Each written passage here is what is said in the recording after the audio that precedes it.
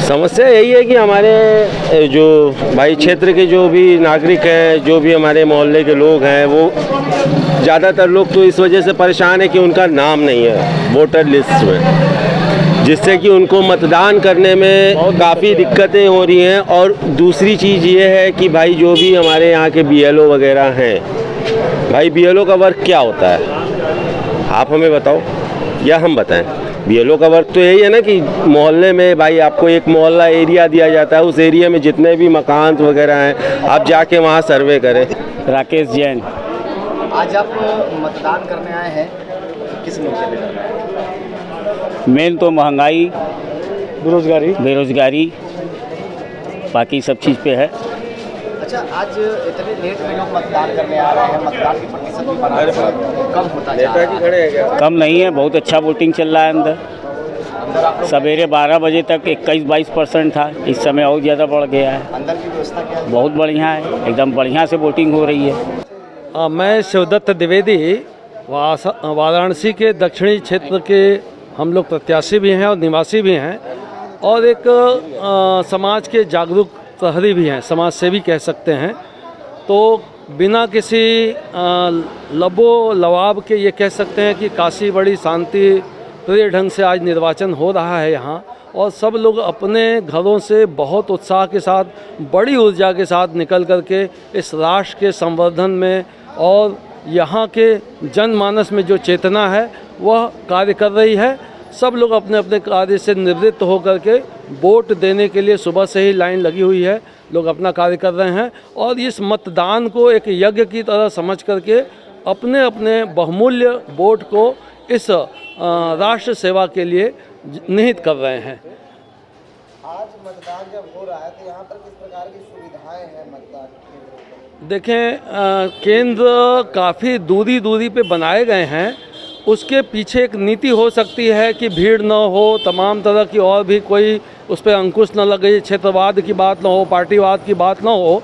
इसलिए यह बात ज़रूर है कि आपको दूरियां हैं यहाँ और सुव्यवस्थित कार्य भी हो रहा है, पर देखने से नहीं प्रतीत होगा कि बहुत जल्दी कार्य हो रहा है या बहुत जल्दी वोट पड़ रहे हैं। इस समय लगभग 35 से 40% के आसपास की वोटिंग चल रही है।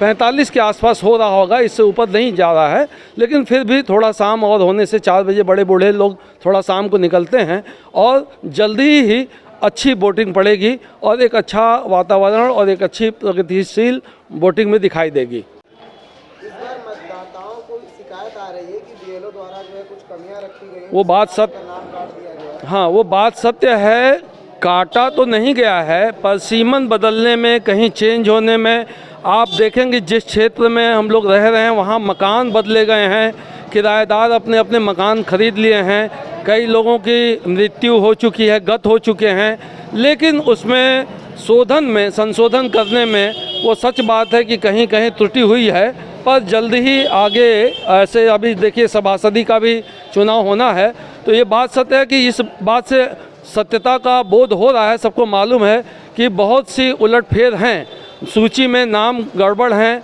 कट गए हैं, किसी जगह दूसरी जगह चले गए हैं, तो उसको अब इस शिकायत के बाद हम लोग ज़रूर मेल किए जा रहे हैं, सबको सूचना दी जा रही है और BLO लोग ध्यान देंगे और आगे से इसको ठीक कर लिया जाएगा। स्वामी सत्यचेतन आचार्य, सही 8 गढ़वासी चोला वाराणसी। आपने वोट डाल दिया? जी हाँ, वोट डाल दिया।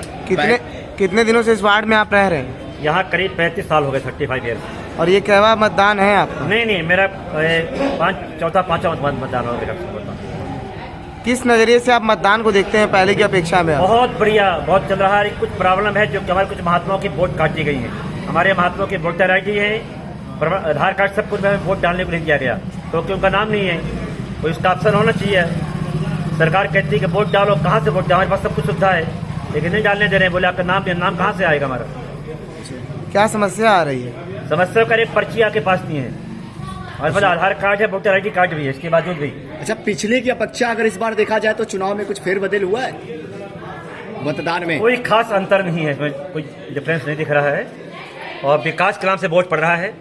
हमारा राष्ट्र सुरक्षित रहे, देश सुरक्षित रहे, मुख्य मुद्दा राष्ट्र, हमारी माताएं, बहनें, भाई बहन, आप सभी लोग सुरक्षित रहें, निर्भीक होकर के यात्रा करें, भगवान का दर्शन करें।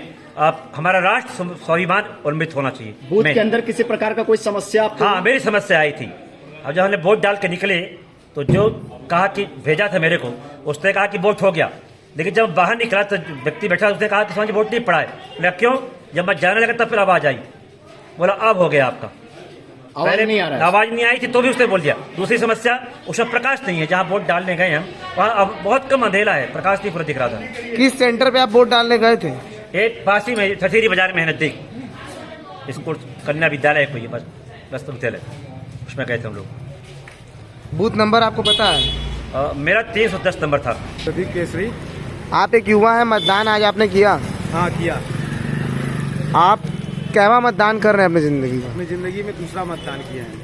अब आप मतदान को किस नज़र से देखते हैं, किस नज़रिए से देखते हैं? अच्छे नज़रिए से देखते हैं और एक आगे चल के सबको प्रोत्साहित करना चाहते हैं कि सब लोग निकल कर अपना मतदान, अपने वोट का अधिकार सभी के बीच में रखें। इस बार आपका मुद्दा क्या था मतदान देने का? मतदान का मुद्दा ये था विकास का और जनता जागरूक। शिवम गुप्ता। कहाँ के रहने वाले हैं भैया? मैं काल भैरव टेम्पल। काल भैरव के। तो आप मतदान केंद्र आपका कहाँ पर था? यही है 389 दक्षिणी में। हाँ। तो आप मतदान मत दे दिए अपना? हाँ जी।